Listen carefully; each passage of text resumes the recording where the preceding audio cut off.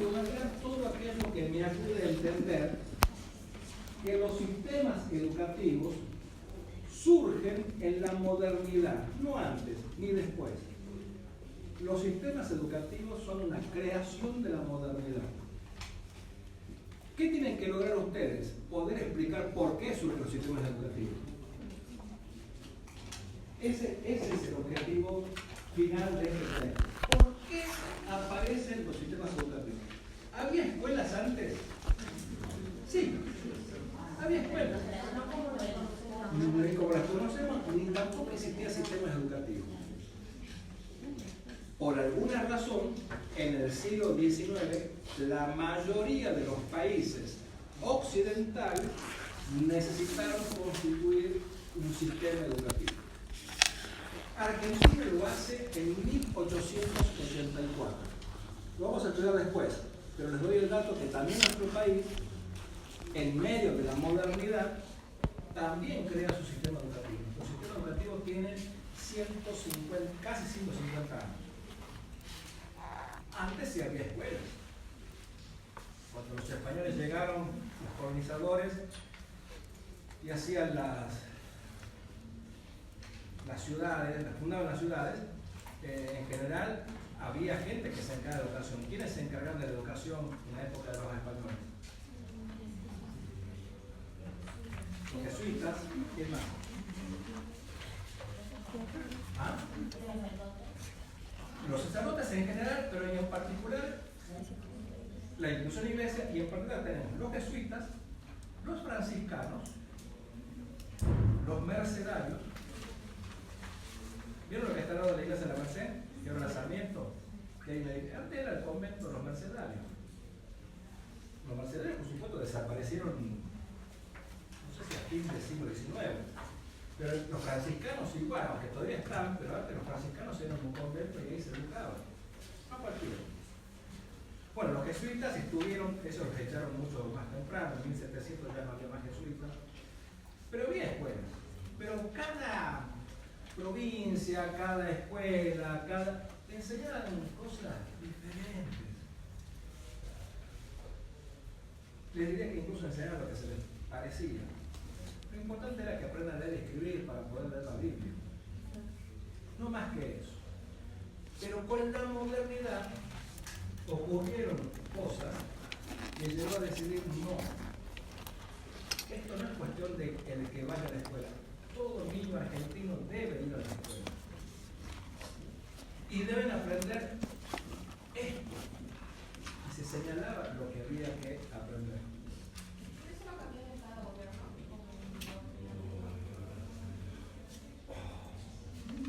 ¿Vos fuiste adoctrinada?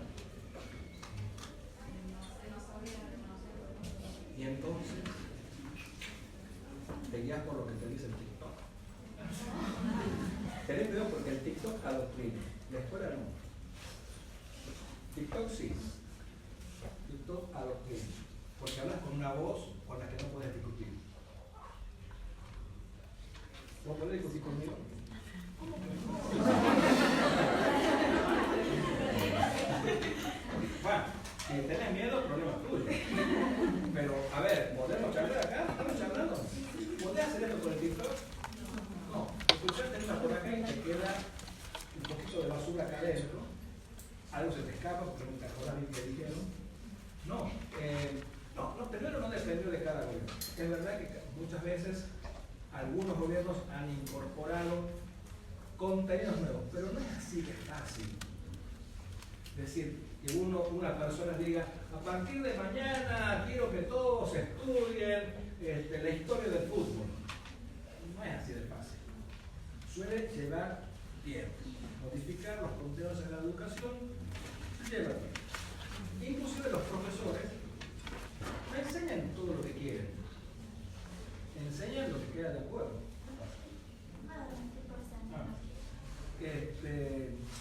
Fíjate vos que si una maestra llega a enseñar una cosa que descoloca a los estudiantes, a los niños, ¿qué hacen los niños cuando llegan a la casa?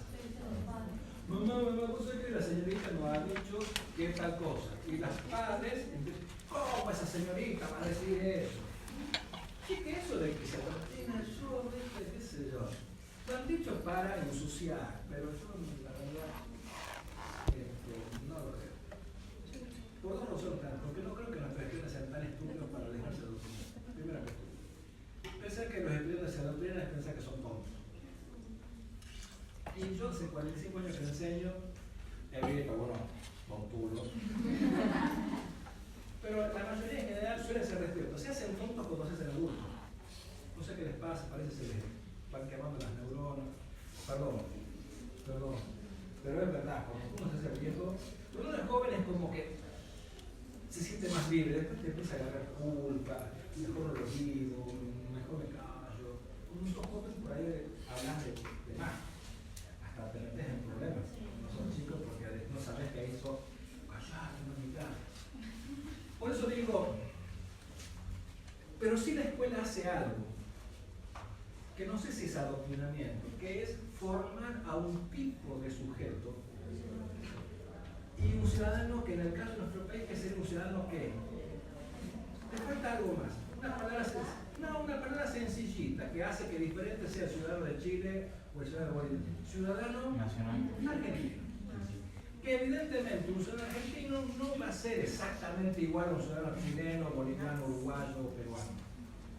Para tener elementos comunes, porque la noción de ciudadanía es una noción universal. Pero seguramente en la argentinidad va a darle características particulares. Y eso sí tiene que ver con lograr la identidad de un país. Es una de las primeras cuestiones que ha hecho el sistema educativo. Enseñar historia, el himno. Vieron que la bandera, todos los días la iza. ¿Cuántas veces han cantado el himno en su vida? Todavía hay gente que no la conoce. Aurora, a la mañana.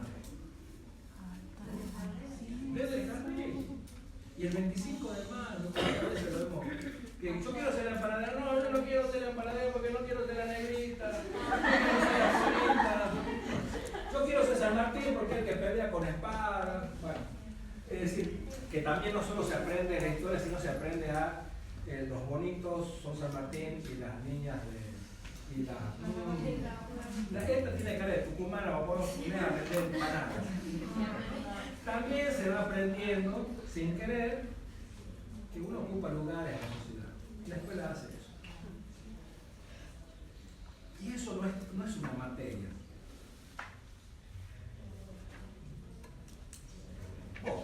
Lo has dicho conmigo. ¿Discutías con tus profesores? ¿Discutías? No. ¿Por qué? ¿Podías hacerlo? No. Eso también se aprende en la escuela. A no discutir. ¿Hubo alguna materia donde te dijeron explícitamente, tome nota, señorita, con los profesores no se discute? ¿O lo aprendiste no sé cómo? Bien. Con la retada. Exacto. ¿Con retadas tuyas o retadas de otros? Que vos viste. Entonces, la escuela es mucho más que lo que se enseña, eso sí estoy de acuerdo con ustedes. No sé si porque adoctrina, pero sí conforma a un tipo de sujeto que es más válido para el tiempo en el que vive. Entonces puede formar un sujeto más preocupado por la comunidad o más preocupado por el individualismo, más preocupado por sí mismo o más preocupado por los demás, más preocupado por el trabajo o más preocupado por el éxito, más preocupado, qué sé yo. Ah. Muy bien. ¿Usted es profesora? Muy bien. Este es el currículo oculto y más todavía. Usted, currículo oculto, va a verlo cuando haga didáctico, cuando haga la teoría curricular. Pero el currículo va a ver que hay otra cosa que tiene que ver con una dominancia del pensamiento social que se mete en la escuela, a partir del currículo oculto. Pero el currículo oculto está formado por unas ideas que no siempre se dicen. Bien. Ahora, ¿por qué nos interesa tanto la modernidad? Porque de ahí surge el sistema educativo. Ajá, pero ¿por qué la modernidad y no antes o después? Porque el sujeto de la modernidad sistema educativo.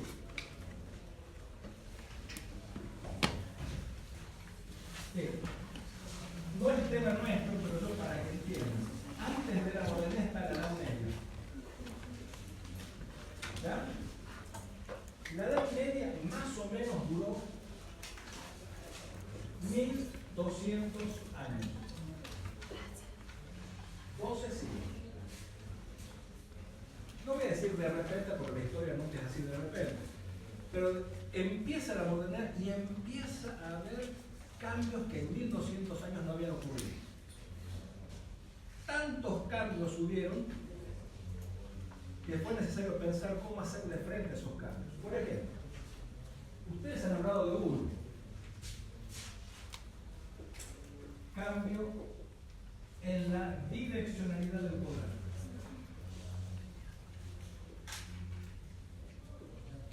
¿Cómo es ahora el poder?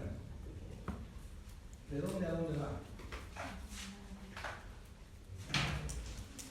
¿No es la persona que va a hacer eso? Sí. Ah, bueno, pues bueno.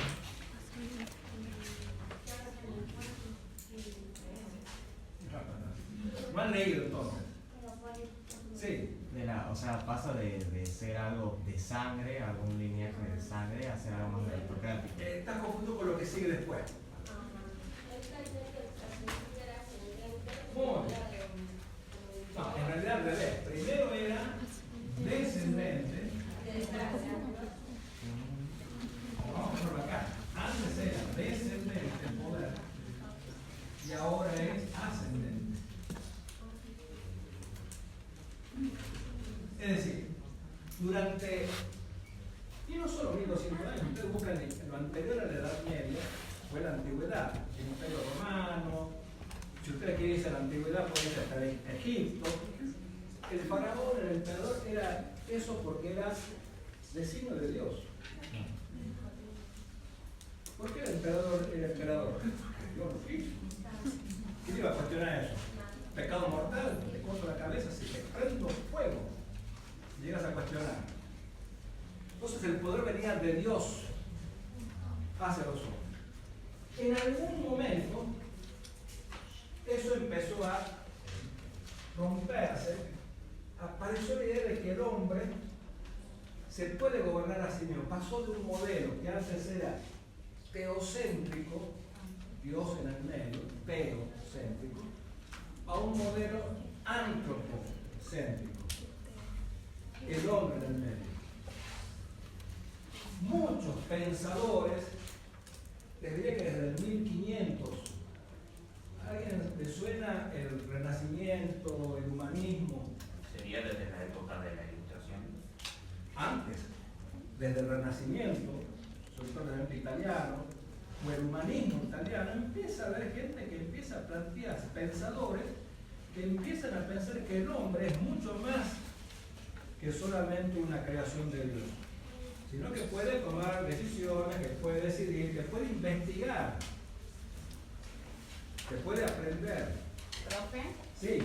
eso del el tema de la investigación tendrá que ver con el tema de que se considera la Edad Media como una época oscura en relación. Yo quería que hablaba de eso. Bueno, en realidad no es, a ver, hay muchas Hay discusiones. autores que la consideran. La consideran oscura, en Ajá. realidad lo que consideran, en realidad no es oscura, es escolástica.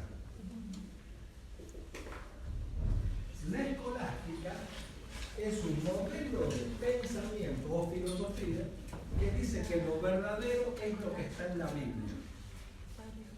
Entonces, si no está en la Biblia, no es verdad.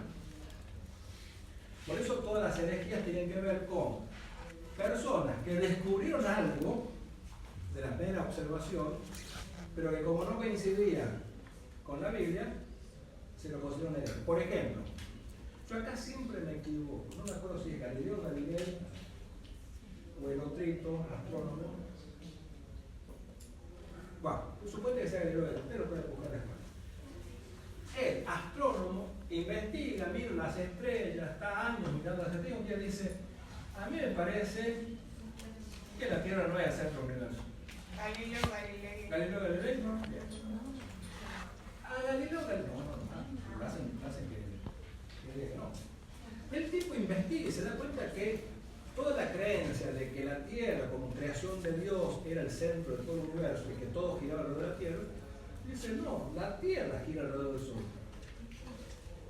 Cuando lo dijo, apareció y dijo, más vale que diga lo contrario, porque si no te mandamos a la hoguera.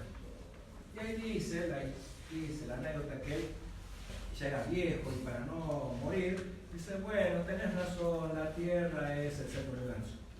Y se fue caminando mientras dijo, sin embargo se mueve. ¿No? Como diciendo, yo digo esto, pero la Tierra es la que se mueve. Hay un momento en el mundo en que está pasando esto. Cuando llegamos a 1789, pasa algo. ¿Qué pasa en 1789? Sí. Pero yo pensé que te iban a saltar al unísono.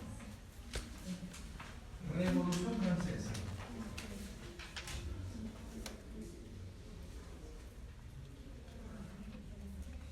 Momento en que se concreta la idea de que el rey no va a volver a gobernar, ahí se acaba el antiguo régimen, sino que los hombres deben ser gobernados por los hombres y elegidos por los hombres.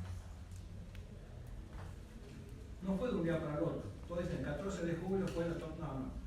Llegó un tiempo. Pero ese día empezó a decirse, los hombres nos podemos gobernar a nosotros mismos sin la intervención de un Dios que decida quién es el rey. Y ese día el poder empezó a ser ascendente, desde el pueblo hacia quien tiene el poder. Y ahí surgió el fin del súbdito, porque ya no hay más rey, y el surgimiento del ciudadano.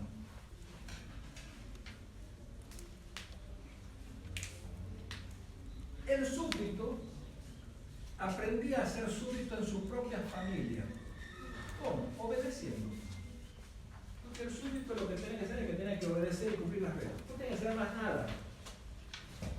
La iglesia, con las misas también, reforzaba esa idea, ¿no? De que mi Señor, mi Rey, la idea del Señor, que viene desde la época del Señor feudal, que se transforma en Rey. Yo soy un súbdito, soy un vasallo. Me dejo guiar por lo que este rey dice. Y ahora queremos que aparezca un ciudadano que tome decisiones, que elija, que conozca sus derechos, sus obligaciones, que sea capaz de pensar. Y eso ya con la familia sola no alcanza para enseñarle a ser ciudadano. Me está haciendo falta otra institución más compleja. Y no solo para uno, sino que sirva para todos. Sistema educativo. El sistema educativo básicamente surge para formar ciudadanos. ¿Cuántos? ¿Uno? ¿Dos? Todos. Todos los niños van a la escuela. Nuestra primera ley del sistema educativo que dice que la educación es obligatoria, gratuita y laica. La 1420. ¿Quién va? Todos, varones y mujeres. Más allá de que las mujeres van a demorar 60, 70 años en tener derechos políticos. ¿No? Hasta el 48, hasta el 52 no van a poder votar, porque no las consideran capaces o aptas para eso. Mira, no estamos hablando de hace 50 siglos, no estamos hablando de hace algunos ya están. Pero este nuevo ciudadano hay que formarlo de alguna manera. Y hay que formarlo desde chiquito. Entonces se establece también una escuela que es gradual, por eso va de primero a séptimo grado, desde los 6 años hasta los 12. Que por supuesto al principio, cuando uno estudia cómo fue la educación en verdad, iban muy pocos. Eso de que era obligatoria demoró muchos años en completarse. No iban todos, y si iban, muchos a los 9 años dejaban la escuela porque tenían que ir a trabajar. La idea de que el niño trabajaba es una idea que, o mejor dicho, la idea de que el niño no debe trabajar sino educarse, es una idea que, si ustedes se pueden ver hasta el día de hoy, hay gente que piensa ¿Para qué este changuito, este negrito, el miércoles? ¿Para qué lo vamos a poner después? Vamos a poner plata. Mándalo a trabajar. Hay gente que piensa eso todavía. Hoy, siglo XXI. Imagínate vos hace un siglo. Entonces, no es que fue fácil implementar esa ley, concretarla, pero empezó un proceso muy temprano en nuestro país de formación de ciudadanía. Y en general en todos los países esa formación de la ciudadanía fue con la creación del sistema educativo. Pero hizo falta algo más. Porque estos son cambios políticos. El otro gran cambio fue que surge el Estado moderno. Sin el Estado no hay sistema educativo. O sea, hizo falta, porque fue el Estado, en cualquier país del mundo, el Estado el que crea el sistema educativo. ¿Mediante qué cosa? No lo has dicho. Mediante una ley. Los estados van a reemplazar a los antiguos reyes. ¿Sí? ¿Cómo era el gobierno de un rey? Era el rey y el rey solo. Tenía asesores, tenía algún primer ministro que se encargaba de unas cosas, tenía varios generales que cuidaban el país, a él y la seguridad, pero el que tomaba las decisiones era el rey. Podía escuchar a los asesores, pero en general el rey tomaba sus decisiones. Bueno, hubo reyes en la historia muy débiles y reyes muy fuertes. Los reyes más débiles los manipulaban fácilmente, pero los reyes más fuertes no. Cuando se piensa en cómo vamos a reemplazar a los reyes, se piensa en el Estado. Y se piensa en el Estado como una república.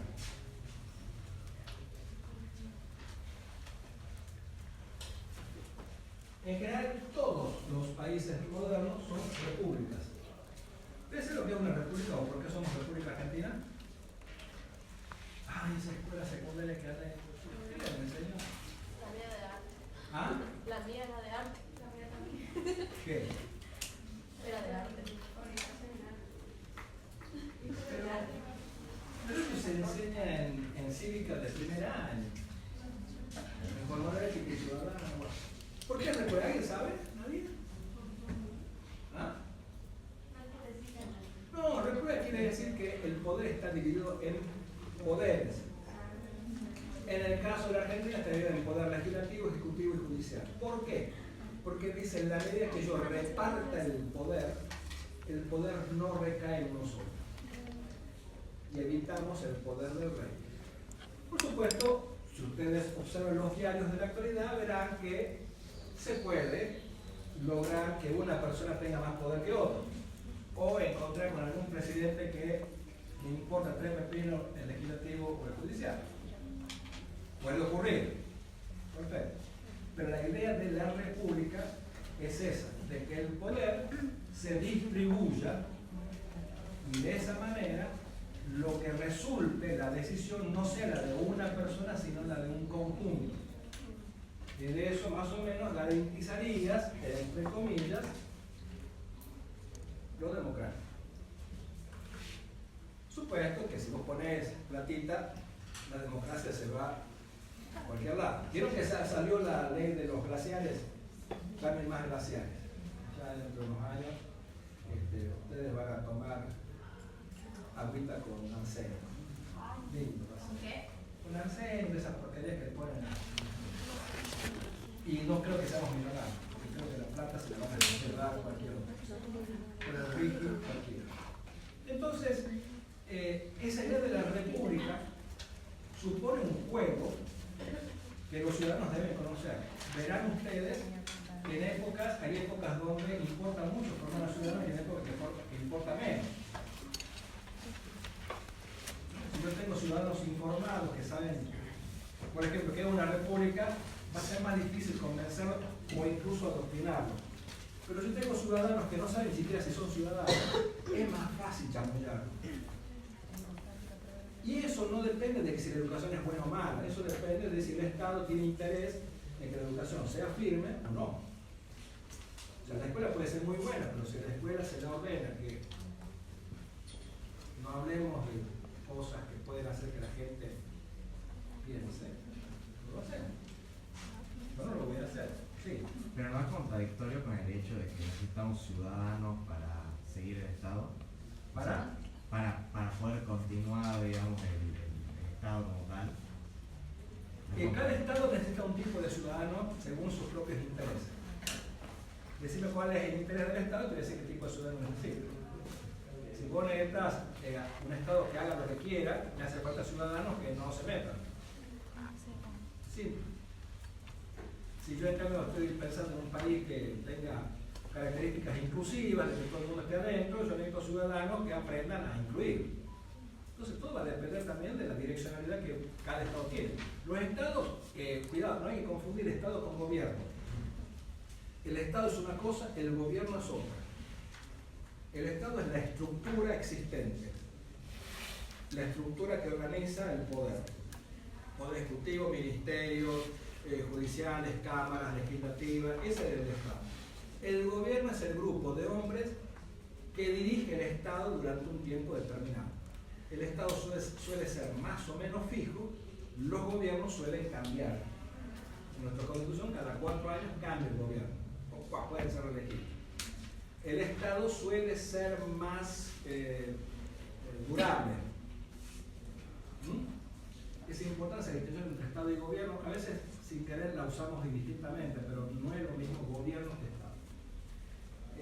De hecho, los cambios que hay en la educación, sí, las hace el Estado, pero cuando llega un gobierno que cree que cambia algo. ¿Entienden? Si llega un gobierno que cree que hay que ir para allá, lo va a hacer por medio del Estado. Si llega un gobierno que dice, che, un 7% es poco de alumnos en la universidad, yo quiero que haya más gente, voy a tomar políticas para que haya más chicos en la universidad. Primero voy a comprar sillas, porque si no tengo gente sentada en el piso. Y la otra es que tengo que dar becas, tengo que dar algo para que los estudiantes, que ya son grandes, puedan, en vez de trabajar, puedan estar estudiando. O bien puedo decir, no, nuestro país no hace falta gente en la universidad, nosotros necesitamos comprar las tecnologías porque los extranjeros lo hacen por nosotros, lo hacen más barato, entonces yo no voy a poner plata en la universidad. Entonces, lo hago por intermedio del Estado, pero el que decide es el gobierno. Por ahí se confunde Estado y gobierno como si fuese la misma cosa, y no es la misma cosa. Pero bueno, el Estado crea el sistema educativo y lo crea en primer lugar para formar ciudadanos. Ustedes después, cuando en algún momento estudiarán la historia argentina de la educación y profundizarán mejor este aspecto para ver que la idea de ciudadano va cambiando a lo largo de la historia. O sea, el ciudadano, esta es la época nuestra, es la época de Sarmiento, de Roca, de Milton. Sarmiento decía, hay que educar al soberano. Porque justamente tenía la idea de que ya el soberano no era el rey, el soberano era ¿quién? El pueblo. Entonces Sarmiento tenía, hay que educar al soberano, al que ahora es soberano, que es el ciudadano, el pueblo. Pero Sarmiento era un tipo muy racista. Sarmiento no los quería ni a los indios, ni a los negros, ni a los gauchos. Él más decía, si se tienen que morir, que se mueran. Entonces, cuando él se imaginaba la educación para el ciudadano, lo hacía para los urbanos, los que vivían en la ciudad, los blanquitos. ¿Ah? Y además, esperando que vengan más inmigrantes de Europa que son mejores que los indios de acá. Es decir, cuando uno escucha o lee las frases, hay que ver también qué sentido tiene el momento en que se las dijeron. Lograr esa igualdad, fíjense que hasta ahora yo escucho maestros que dicen, estos negros que vienen de la villa, son atorrantes, no sé para qué vienen. Todavía hoy, siglo XXI. Y no las maestras, por las maestras que no todas, porque muchas hacen magia con esos chicos. Uno, la gente lo ve. Oh, acá lo que hay que hacer es que hay que matar a estos nenes. ¿Sí o no? ¿Tucumán no se dice eso? Bueno. Entonces, por eso digo, cuidado que detrás de los hechos están las ideas también. Entonces, digo también porque ustedes tienen ideas. Espero que ninguno de ustedes diga eso. Pero si lo dicen, hay cada pedagogo que dice cada cosa. Bien, entonces, si yo creo que tengo un parcial de esto, yo les podría preguntar, ¿por qué surgió el sistema educativo desde lo político? Entonces ustedes van a empezar a mostrarme qué cambio hubo. Hubo un cambio en la direccionalidad y surgió el Estado moderno. Surge el ciudadano y hace falta un sistema educativo para formar a ese ciudadano. Acá voy a hacer una síntesis que ustedes no tienen que hacer. Pero, ¿entendemos lo que hay que estudiar? Eso mismo que estamos haciendo por lo político lo tenemos que hacer con lo social, lo económico, los valores y el conocimiento. Ver cómo ese cambio generó la necesidad de que alguien se haga cargo de ese cambio. Por ejemplo, acá hablaron del cambio social. ¿El cambio social más grande cuál fue?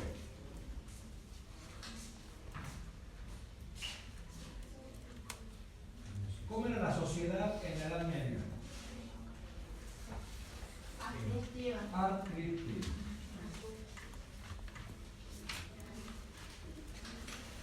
¿Adictiva qué quiere decir? Viene señalada por alguien, no es que se la merece. Vivían de forma alienada.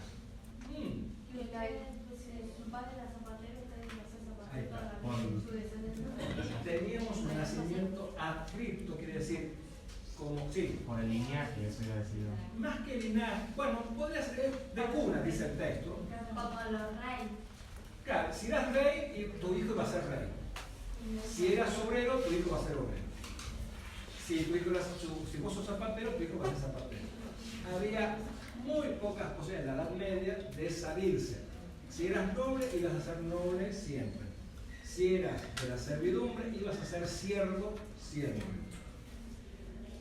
Había trucos, cuando uno estudia la Edad Media sabe que hay truquitos, pero en general así era la sociedad durante 1200 años.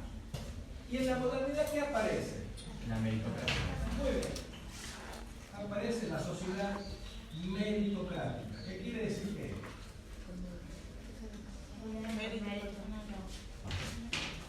Pero a ver, agarra una frase, ¿verdad? No lo busques, agarra en tu cabeza. Que ahora el origen no condiciona el sujeto. ¿Y qué lo condiciona entonces? El mérito. Está diciendo por la negativa, pero no por la positiva. Que lo condiciona en ¿Ah? Por la superación personal. Eso, por el mérito propio. Sí. El mérito propio. Ahora, no importa de dónde nazcas, dice la sociedad de la modernidad, lo que importa es el mérito que hagas. Ahora, ¿de qué manera yo hago mérito? Siendo ciudadano. No, eso es político. Estudiando, preparando. Pero no también estudiar conlleva ser ciudadano, digamos. ¿Cómo? O sea, si cuando vos vas a un colegio te haces ciudadano, también, o sea, el poder está basado también en qué nivel de ciudadano sos, ¿verdad? Va, eso es lo que entiendo yo. ¿Vos conocés el concepto ese de ciudadano de cuarta? No. ¿Lo habrás escuchado alguna vez? No sé. Es decir, una cosa es la ciudadanía que te lo ofrece, la ciudadanía no es algo que se adquiere. La ciudadanía es un derecho constitucional. Vos nacés dentro del territorio nacional o en un barco argentino o en una embajada argentina en cualquier lugar del país, sos ciudadano argentino. ¿Cómo ejerces el derecho? Sí, va a depender mucho de tu educación. Ahora, ¿qué lugar vas a ocupar en la sociedad? Y va a depender de tu mérito. Si vos te quedaste con la primaria y fuiste a trabajar a una pollería, bueno, ese es el lugar. Si vos fuiste a estudiar medicina, el médico va a tener somos en parte una sociedad capitalista y por lo tanto va a depender mucho de lo que produzca. Creo que algún día cambiamos eso, pero por ahora es así. Entonces ser ciudadano sería como una base. Sería como una base. No, es un derecho. No es base, es un derecho. La definición de la ciudadanía es, en principio, que es un derecho. El adjetivo. La definición es que ya vamos a ver si la definimos. Pero es un derecho inherente al sujeto. En realidad, los derechos humanos universales plantean que todo sujeto tiene derecho a la identidad nacional. O sea, que todo sujeto humano en este mundo debería tener una identidad nacional siendo ciudadano de algún lado. No sería correcto que una persona no sea reconocida como ciudadano en algún lugar. Ahora, ¿cómo se constituye ese ciudadano? Es otro problema. Una cosa, yo nací acá y ya soy ciudadano. Ahora, después, ¿qué mérito hice? Si estudié mucho, ustedes están tratando de hacer mérito acá. Entonces, ¿por qué estudiar acá? ¿Para qué estudiar usted? ¿Para qué quiere ser pedagogo?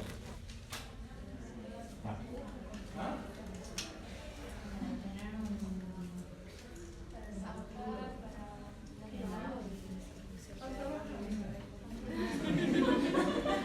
Porque si no te doy el título y andar tu casa tranquila, pero vos lo que querés trabajar y algún día espero que todos ustedes puedan tener su casa, pagarse la luz, el agua, el gas, comprarse la ropa y la comida de ustedes y no que se lo pague el papá y la mamá. Y que algún día ustedes puedan tener una pareja o formar un grupo familiar, no sé si qué van a hacer, y si llega un hijo le van a tener que pagar la comida al hijo. Y eso se hace con un buen trabajo. Entonces ustedes están acá porque quieren buscar un trabajo mejor que el trabajo de otros. Porque si no estuvieran acá, piensen dónde estarían. O sea, también eso pueden pensar ustedes. Si yo no estoy estudiando en la universidad, ¿dónde estaría? En Tucumán. ¿Trabajando de qué? En un tracto, en un súper. ¿En un súper qué harías?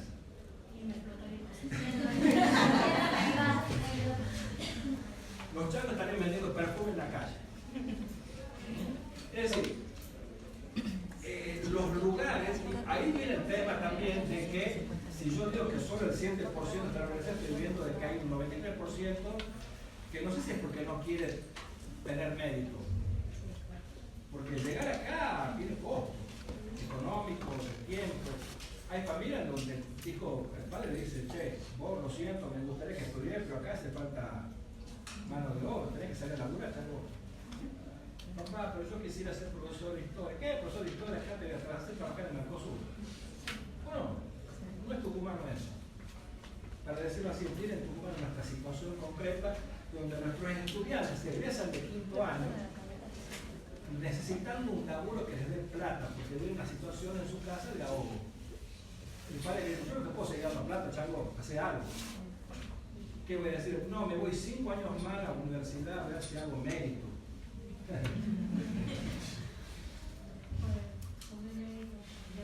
Claro, come mérito porque yo no te voy a dar plata. ¿Ah? No. No te lo asegura cuando las perspectivas laborales son malas. Hoy estamos viviendo un mercado laboral malo. Pero yo te doy un dato. Yo, que me recibo en los 80, jamás fui a pedir trabajo. Tuve la suerte de que siempre me llamaron. Es más, una vez hasta me llamaron en la calle. Iba pasando frente al instituto 9 de julio, me dice, Eduardo Iglesias, sí, tenía un segundito, ¿te acordás de mí? Yo soy, no me acuerdo. Ah, porque te estaba buscando, buscando tu teléfono porque se ha jubilado la fulana de tal y te queremos ofrecer la obra. Ah, bueno, gracias.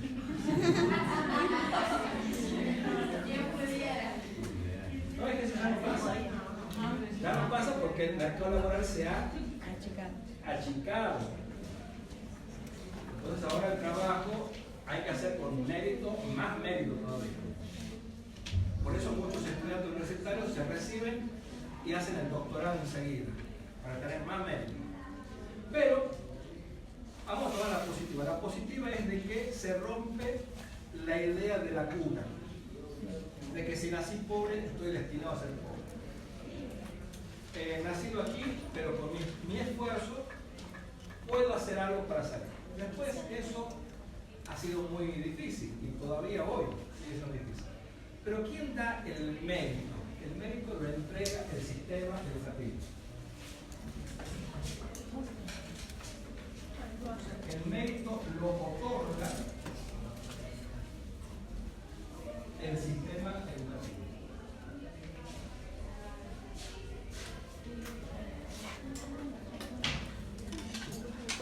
Entonces, de vuelta, yo puedo preguntar en el parcial, ¿cuáles son las causas sociales por las cuales surgieron el sistema educativo? ¿Qué dirían ustedes? No, escuchen la pregunta. ¿Cuáles son las causas sociales que dieron lugar al sistema educativo? Pero armar una frase para la respuesta.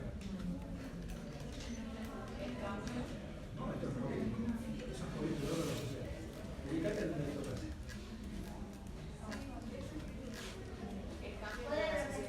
¿Cómo? El cambio entre necesidad física y necesidad medioambiental. Pero armar la frase. Como si fuera a responder a la pregunta. Los sistemas educativos han surgido ¿para qué? La entrega de mérito. ¿Ah? La entrega de mérito. Para otorgar y distribuir méritos como vos quieras. O sea, como validar méritos. Bien. Pero más que validar, los provoca, los produce, porque si vos vas al sistema educativo te forma en algo. Acá te forman pedagogos, vas allá y te forman ingenieros, vas allá y te forman profesor de matemáticas. Entonces, yo diría, las causas sociales del surgimiento del sistema educativo tienen que ver con el cambio de sociedad.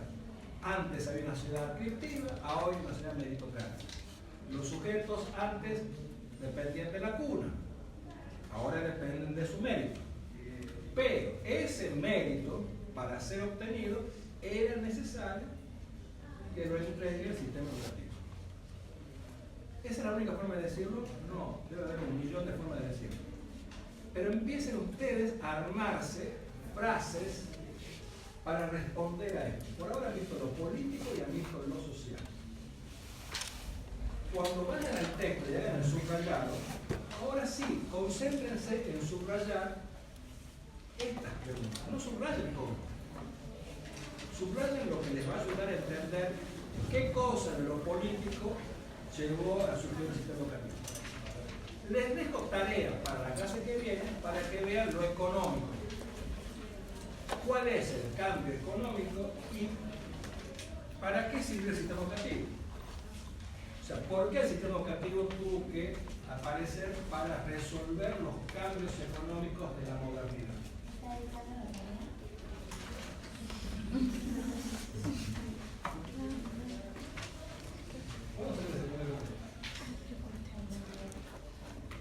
Bueno, abandono. Entonces, la clase que viene vamos a empezar a hablar de lo económico. Concéntrense en eso, sigan este esquema más o menos y armen su propia frase. ¿Ah? No es una pregunta, no, si fuese un práctico se nos pasaría con práctico. Digo para que ustedes tengan en cuenta que todo este texto, más o menos el esquema es el mismo. Nos interesa saber por qué surgió el sistema educativo.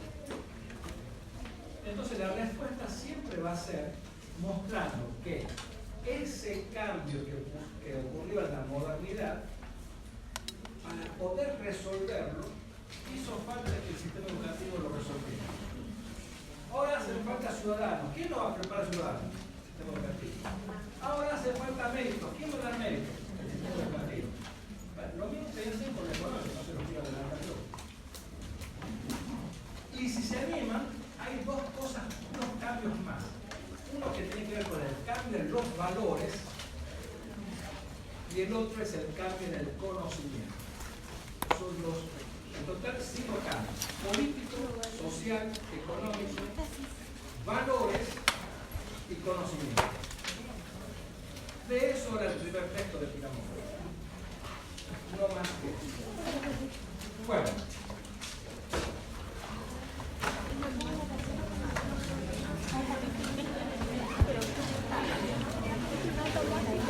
Voy a